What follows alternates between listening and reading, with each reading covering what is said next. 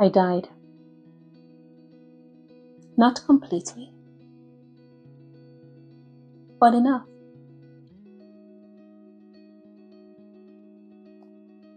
A few years ago, a stroke tore through my body and dropped me into a silence so total, so complete that the world I had been running through simply stopped.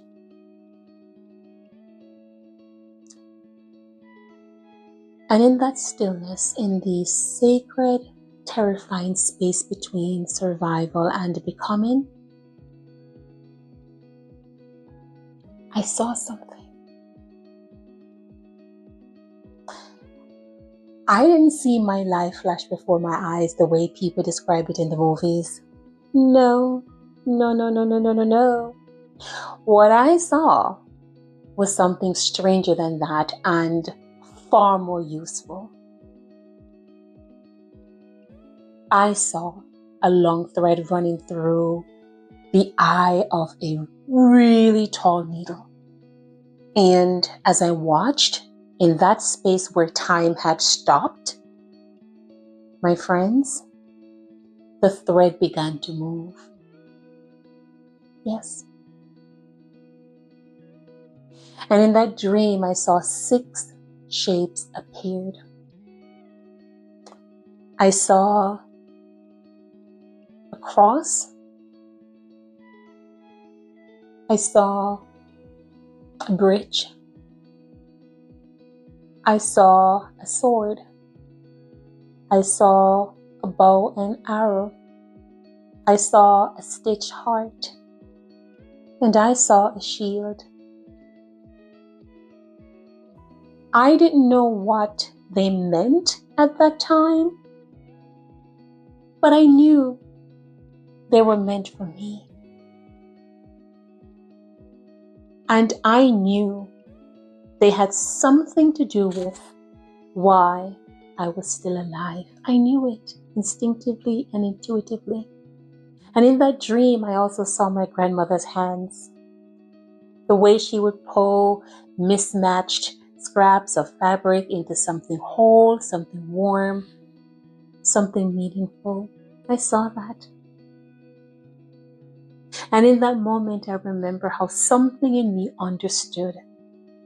What I thought was broken was not finished. It was material. It was memory. It was pattern. And ultimately, I discovered it was thread. T.H.R.E.A.D.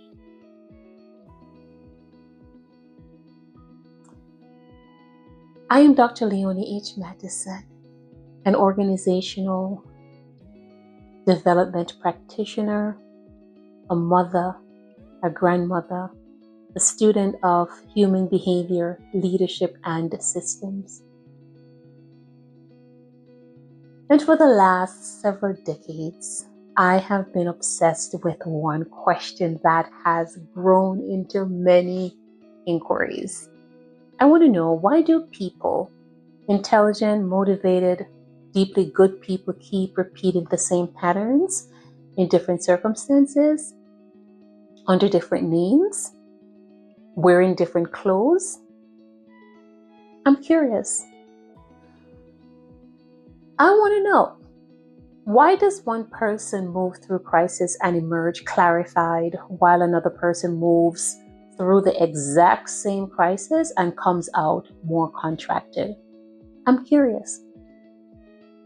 I want to know, why do organizations spend billions on change initiatives and still return to the same dysfunction within 18 months? I'm curious. I want to know, why do some families pass down wisdom through generations and others pass down wounds?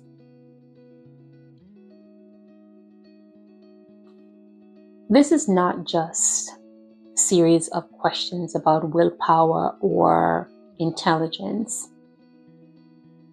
Not at all. These are questions about pattern, and I have an interest in understanding patterns, the way we behave, the way we show up. I'm curious, really, really, really curious. And so I want you to take a breath with me for a moment.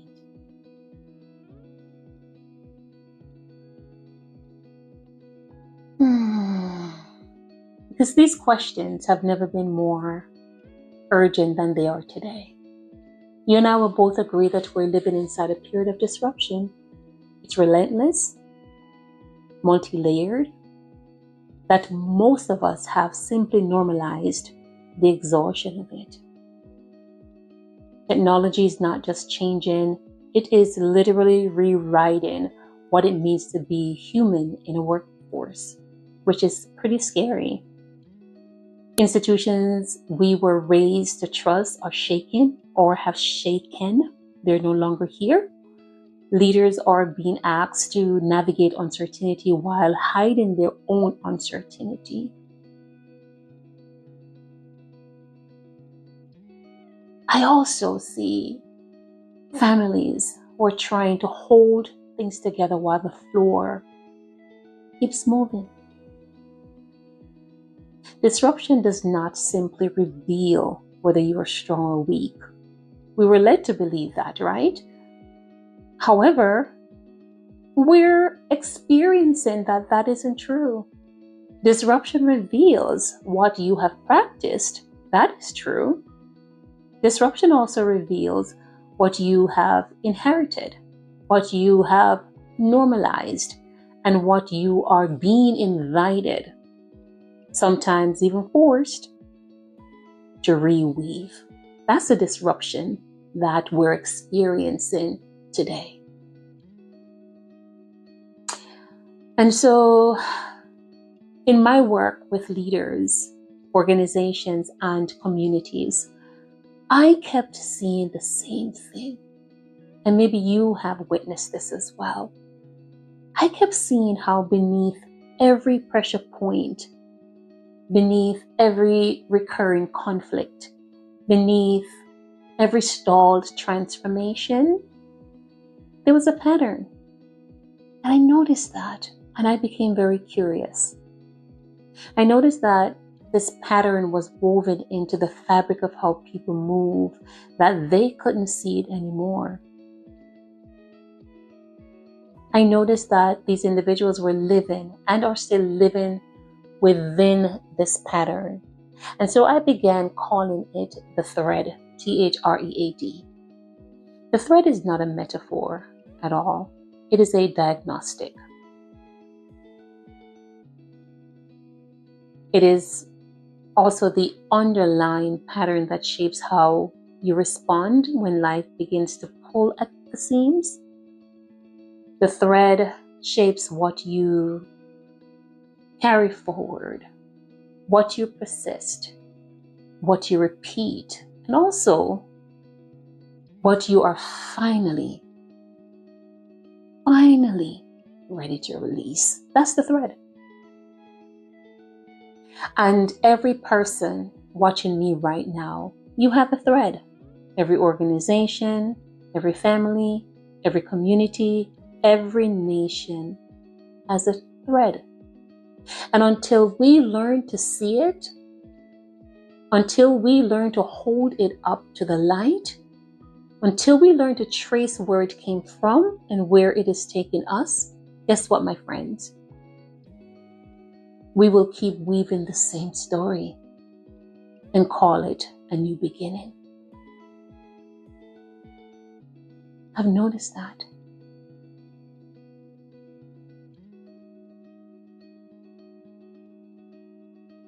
And so you might be asking, how do we see it?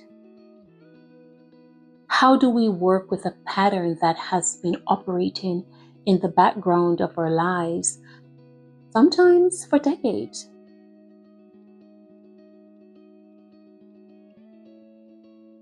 That is why I created the T.H.R.E.A.D thread system. So you have the thread and we have the system. The system is a 6-part transformation framework, and I'd like to walk through it with you today. It's not a checklist. It's not a quick fix at all. It's a practice. I also see the thread system as a way of moving through disruption with clarity, wisdom, courage, and design. So remember those 6 shapes I saw at the threshold?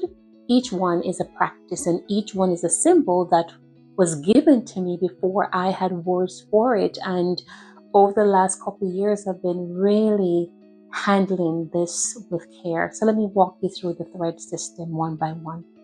T, think deeply. That's where the cross lives. The intersection of the vertical soul and the horizontal world, the crossroads of deep reflection. And this is where you get to slow down enough to ask, what is actually happening here? Not the surface story, the real one. The cross stood at the crossroad of 2 worlds, the vertical and the horizontal. It's the depth of your soul, the breadth of the world around you. And so to think deeply is to stand at the crossroads, to stop, to breathe, to ask, what is real beneath what is visible? H, harvest wisdom. That's the bridge. It connects the shore of your past to the shore of your future, gathering what you've already lived. Your life has already taught you things you have not yet claimed. The grief that cracked you open, the failure that quietly recalibrated you, the ancestors who survived what you thought would break you, that is data. That is wisdom. Harvest it. A bridge does not erase the distance it crosses, it honors it. To harvest wisdom is to build the bridge between the shore of your past and the shore of your future. R, release patterns. That's the sword. What cuts away what has overstayed, the precision to discern between protection and imprisonment. And this is the hardest one, because some of the patterns that are limiting you today won't save you. The armor that protected the child becomes the cage that confines the leader. And so you have to be willing to lay it down. And a sword does not destroy, it discerns. It cuts away what has overstayed its welcome with courage and precision. So I want you to see courage as always as your weapon, right? E is the endless allies. And that's where the bow and the arrow lives. You cannot aim alone. The ally is the bow and you're the arrow, and together you have range. And transformation is not a solo sport. You cannot see your own thread clearly. You need people who love you enough to tell you the truth and skilled enough to help you work with it. And so a bow and arrow cannot function as one. The arrow needs the bow needs the arrow. Without each other, both are useless. So your allies are not luxury. They're the architecture of your aim. A, adopt change. That's where the stitch heart lives. The art mended by practice, love made visible through the daily work of becoming. Not perform it, not announce it, practice it. The small, daily, often unglamorous shifts that accumulate into different life. A stitch heart is not a broken heart. It is a heart that has been mended on purpose with care. So every stitch heart is a choice. So I want you to love where you are, love who you are, even as discomforting as it may be at times. Love who you're becoming. The D is to design wholeness. That's where the shield lives. Protecting the integrated self. You're becoming not armored against the world, but whole within it. This is not about perfection at all. Wholeness is the integration of everything you are, everything you've survived, everything you have learned. You can weave it into moving forward to who you're becoming. A shield does not run from the world. It stands in it, whole, grounded, protected, not by the armor, but by integration, by knowing who you are and what you carry. 6 practices, 6 symbols, 1 framework. It's built from a vision I did not ask for, but could not refuse.